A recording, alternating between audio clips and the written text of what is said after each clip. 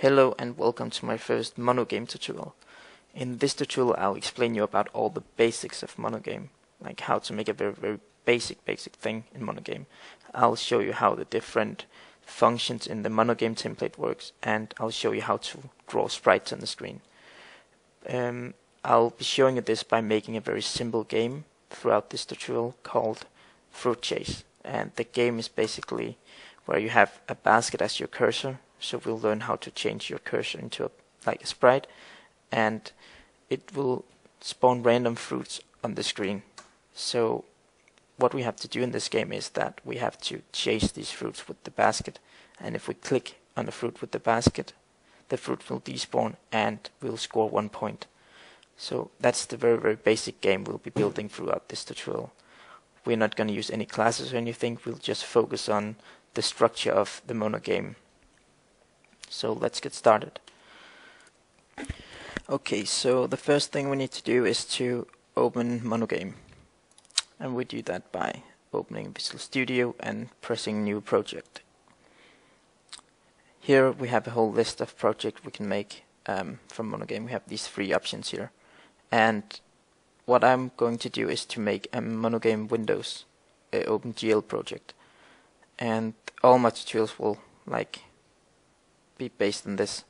So what you have to do is to click MonoGame Windows OpenGL project, and then you have to give it a name. And the game we're going to make is a game about chasing fruit, so we're going to call it Fruit Chase. Like this. When you have the name, you just press OK. After that, MonoGame would open like the Solution Explorer and everything that is contained in the project.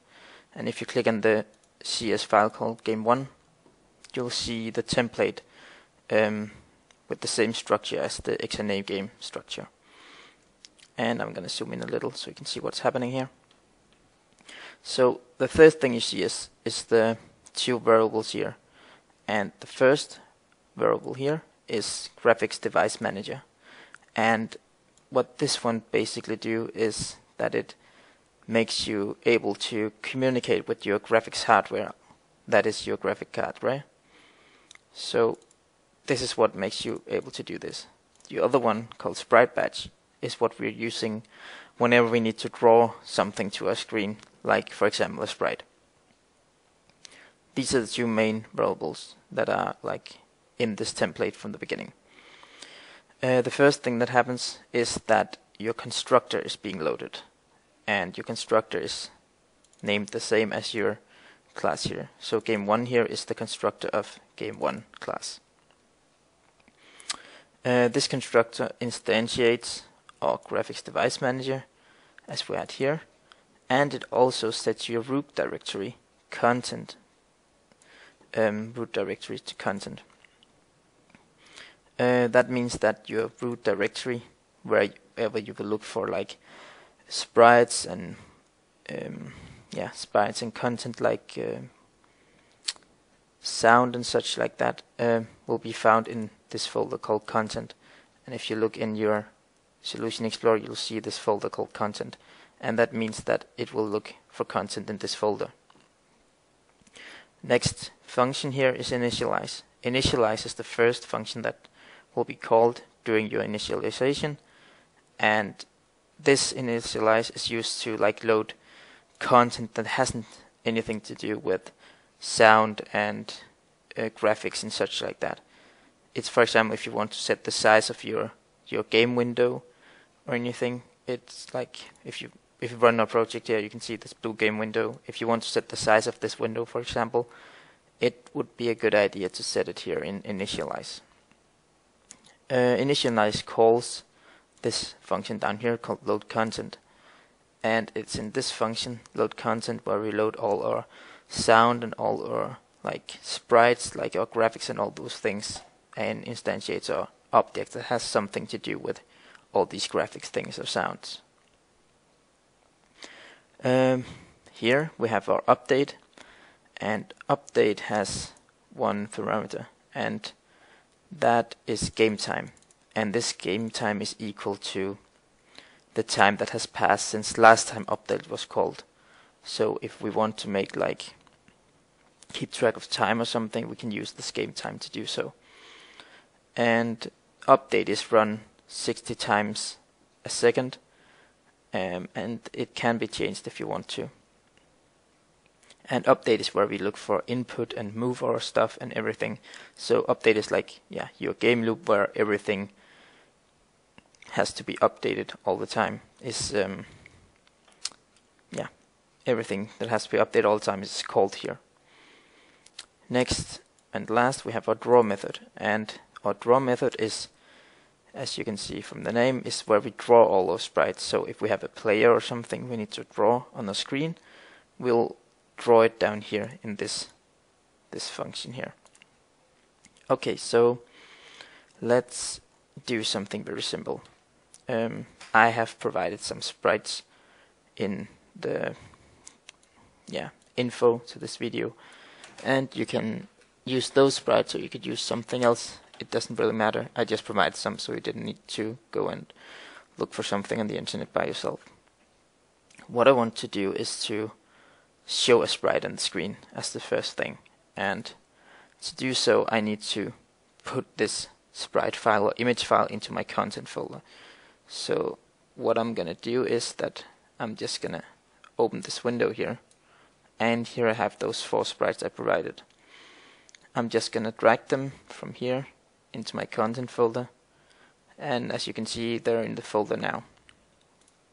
To be able to use them in the project, I need to set the property so that they will be copied. Right now, copy to output directory is set to do not copy, and to be able to use them in my project as content, I need to set them as copy always. So I'm gonna do that. So now I have set all these files to copy always, which means that I'll be able to use them. Okay, so far so good. So the first thing we need to do when we're coding is that we need to make a texture, because we want to be able to like show one of these sprites out here. And that texture is a texture 2D. So the variable type we need to, like the data type we need to use is a texture 2D, as we see here. And we're just gonna call it my basket, because we want to draw the basket as the first thing. When we are drawing something in XNA, we need something called a rectangle, and a rectangle has a position and it has a size, and this rectangle will decide where we will be drawing our object on the screen or our sprite on the screen. So we're also gonna make a new rectangle, and we can call it basket rect. So far so good. So now we have these 2 variables, and we want to use them to draw this basket here on the screen, onto the screen in MonoGame. So here in load content we want to load this basket PNG into our texture 2D called my basket. And how to do that is to write my basket and then content.load, and then we need to define which type of content we want to load, and in this case it's a texture 2D. After that we need to point it towards the real file where we want to take the texture from, and we simply do that by giving a string, and that string is the name of the picture. In this case it's just basket. So what we just did is that we took our basket PNG and loaded it into my basket up here, which is a texture 2D. So next thing we need to do is, I'm just gonna cut this and put it here. Next thing we need to do is to instantiate this rectangle, because we need to draw our basket somewhere on the screen.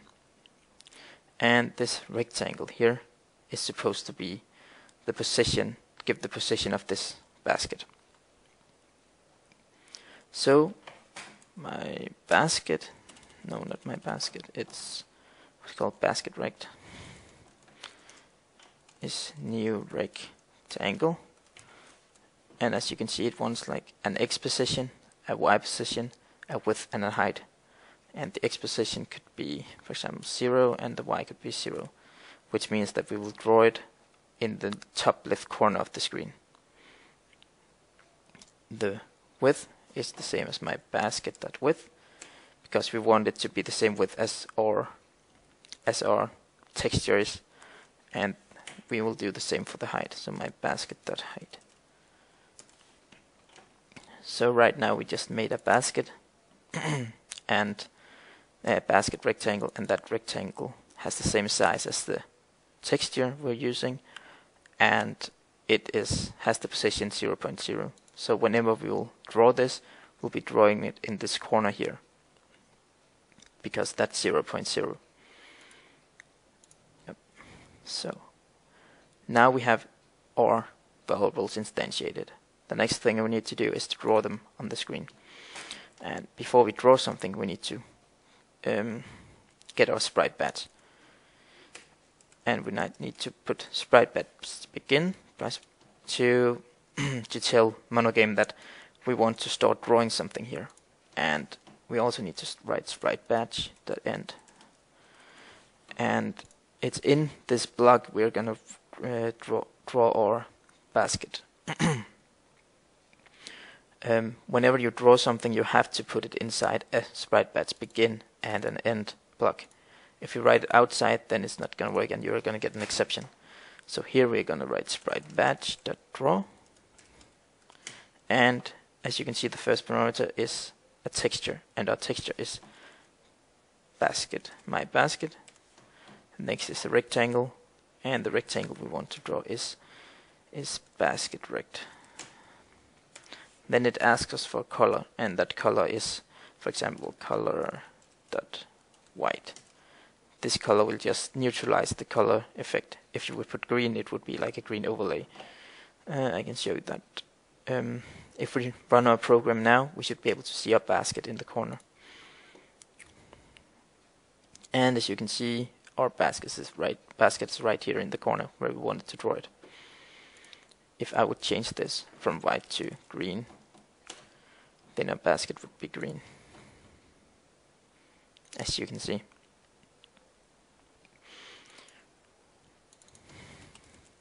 Just gonna change it back to white. Okay, so now we have drawn a sprite onto a screen. But that's not all we want to do. We also want this basket to follow our mouse around. And as you could see here, we had our rectangle, and that rectangle had the position 0.0. And what we actually want to do is to move this basket according to our mouse position. And we can do that by adding some code here to our update. And this code should change these positions so that our basket will follow the mouse. For example, if I would put 100 here and run my game, the basket would be placed at 100 pixels out on the X. So what I want to do is to change this. And to do this, I will simply write basket rect.x equals mouse that get state, oh, not that, get state that x, and basket rect.y equals mouse that get state that y. So right now I'm changing my basket rect x position to my mouse x position, and my basket rect y position to my mouse y position. So if I run my game right now, the basket should be following the mouse, as you can see. Right now I can see my mouse, and that's like that's not the effect I want. So I'm gonna close this down, and in my initialize here I'll say mouse dot, how is it, mouse, is mouse visible, is false. and this will hide my mouse from the screen if I run this game. As you can see, I won't be able to see my cursor anymore. So now I have a basket as my cursor. Okay. Next thing we need to do is to show some fruits on the screen, because we want this basket to chase these fruits around. And as you can see, we have an apple, we have a cherry, and we have a mango. And those are the three things we want our basket to chase around. So first of all, we need to be able to show them. And to do that, we need a rectangle for our fruits. As you could see, we needed a rectangle for our basket before, and the same way we need a rectangle for our fruit. So we're gonna make a rectangle, fruit rect, I'm gonna call it, and we have three fruits. So instead of just making a single texture called my basket, for example, or my fruit, we're just gonna make an array of textures that will contain all these fruits. So I'm gonna write texture 2D, my fruit textures, and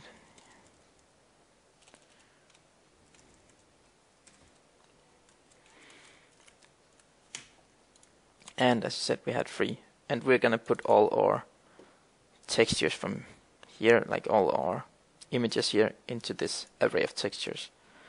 And we're gonna do that by writing fruit textures place 0, index 0, equal to content dot load texture 2D, and then apple as the first one. We're gonna do exactly the same. I'm just gonna copy paste this. I'm gonna take spot 1 and spot 2, and then we're gonna write cherry, and we are gonna write mango.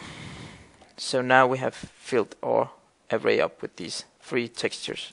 If we put a breakpoint here and run our game, be able to see that our what's called array is filled up with these 3 textures we have. Yes.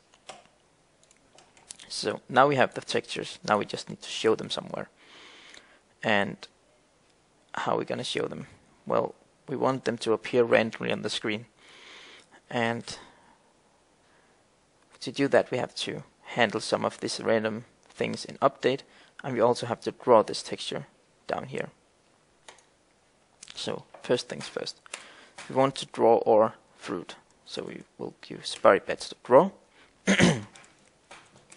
And then we'll write, we need a texture, so it's fruit, textures, and then some index, and that index has to be random. So we will make a number that should be random here. Right now we're just gonna do like 0. And then we need the rectangle fruit rect and color.white.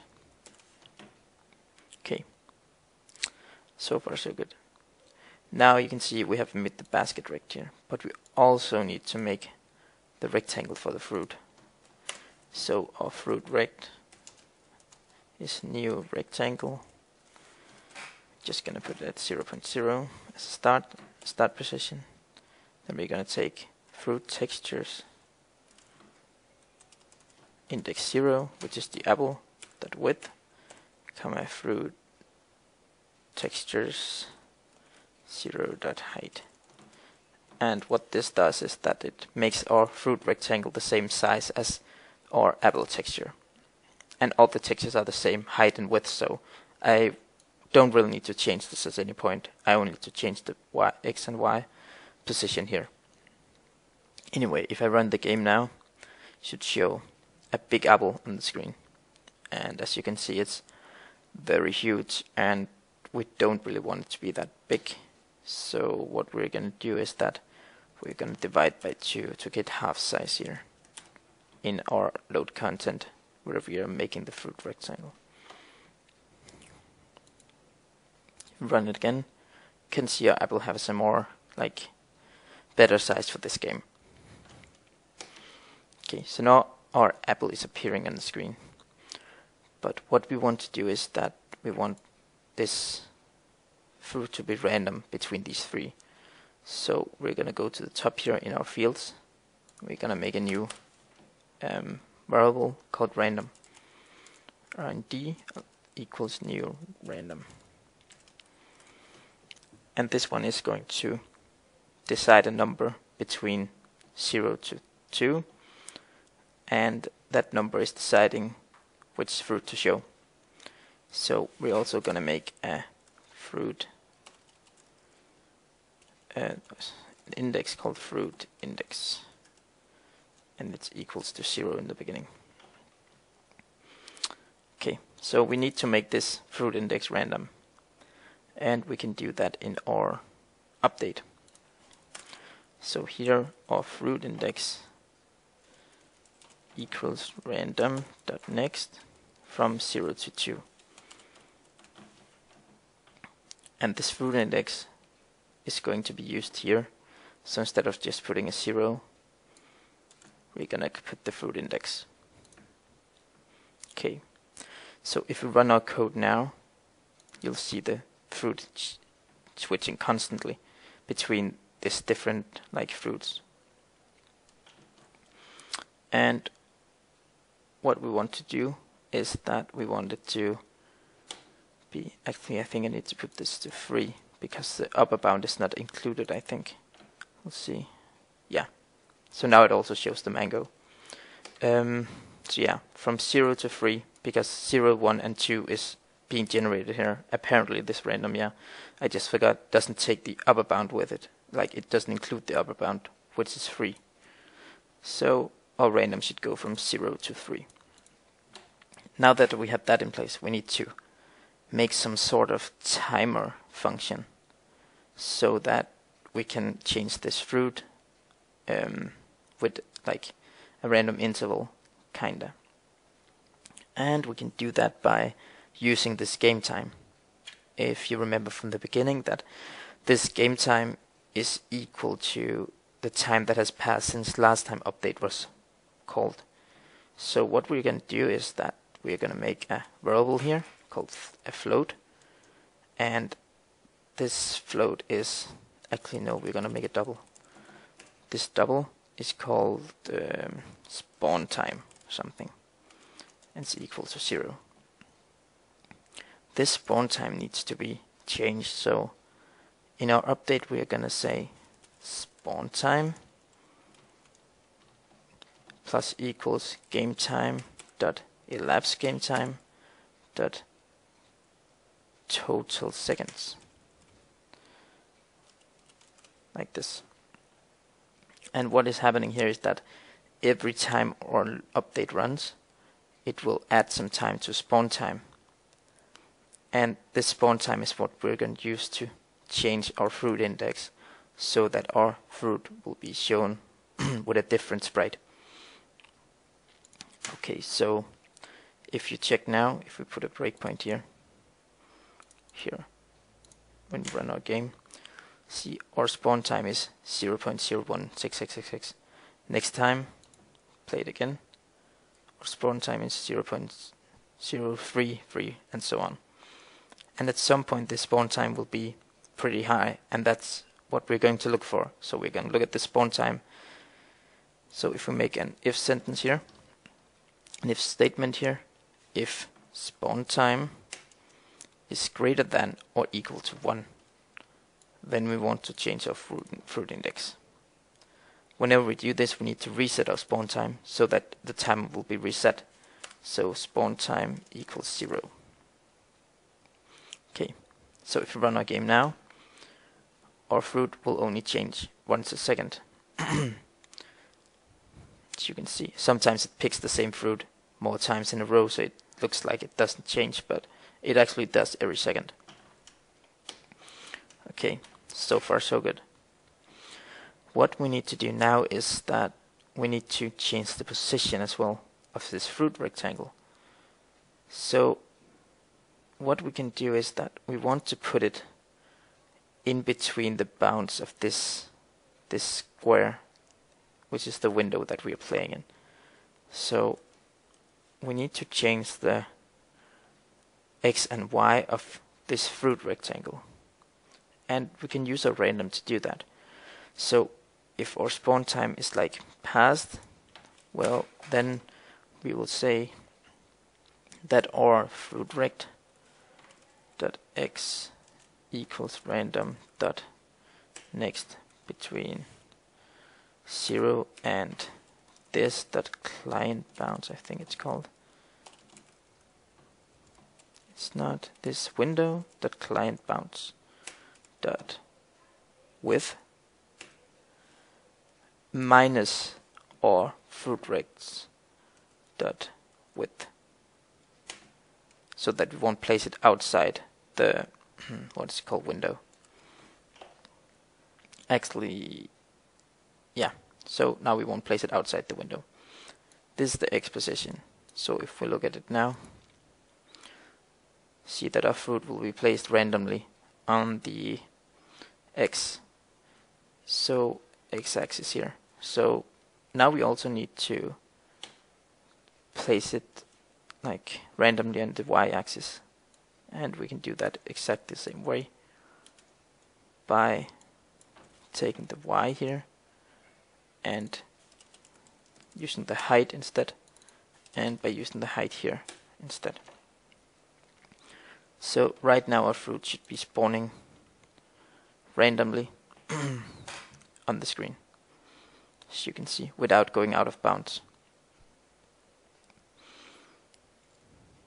Yeps. So the next thing we need to do is to score some points, or like recognize that our, what's it called, our basket actually has caught up with the fruit, and our basket actually hit a fruit while the player was pressing the mouse button.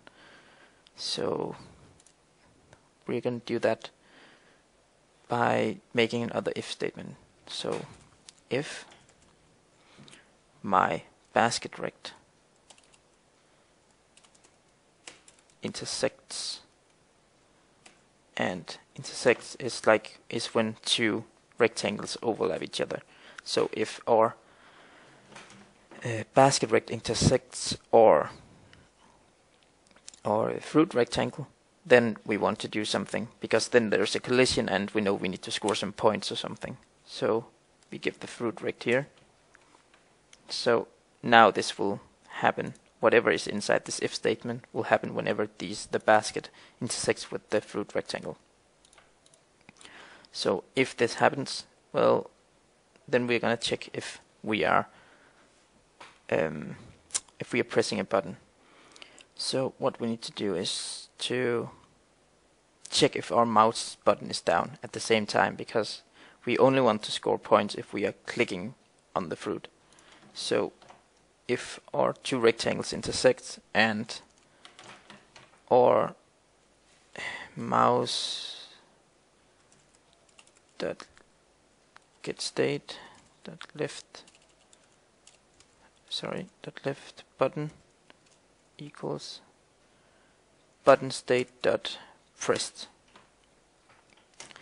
So this means that if our rectangles intersect and our mouse left button is pressed, then we want to score a point and we want to reset our fruit. So we also do like this. Everything we did up there we're going to do down here, so that whenever we click on the fruit we'll reset it. So if we click now, you'll see if I click on my fruit it will respawn like this. What we also can do is like we can draw the fruit first and then draw the basket on top of it. That's a simple way of like sorting our draw. So if we play our game again, you'll see that our basket will be drawn on top of our fruits. Yeps. Okay. So what I just did was to change the order of the draw. So it will draw our fruit first and then it will draw our basket on top of them. Yeah, just because I didn't like the way it was drawn before. Anyway, we also want to score some points, so here we'll make an int variable called score, and we will set it to 0 from the get-go, from the start. And this score we need to add some points, and we need to add some points whenever we do all this.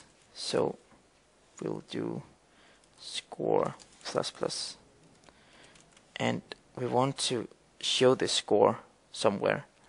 So what we can do is like we can do this dot window dot title equals score to string, and what this just does is that the title we have in the left corner, where you can see a big 0 right now, is what we are changing whenever we get a score. So if I click on the fruit now, you can see that I get a score.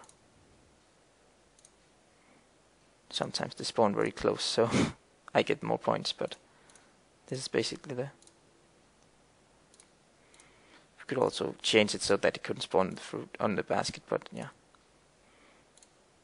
So as you can see, we made a very simple game where you have to chase this fruit, and yeah, this is basically like lots of the basics in MonoGame. We didn't use any classes or anything yet, but in the next tutorial we'll go like more into some more interesting game problems and solve them. So yeah, that's it for now. Thanks.